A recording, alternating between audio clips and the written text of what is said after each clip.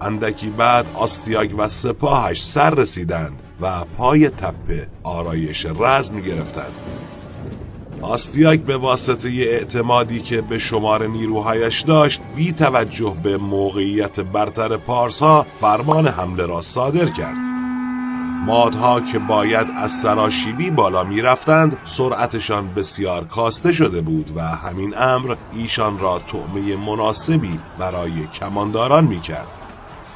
کمانداران پارسی به محض اینکه مادها را در تیررس خود یافتند بارانی از پیکان بر سر ایشان ریختند.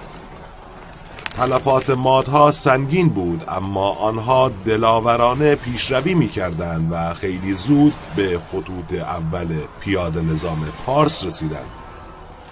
درگیری با شدت میان دو طرف آغاز شد. نبرد پاسارگاد بسیار خونی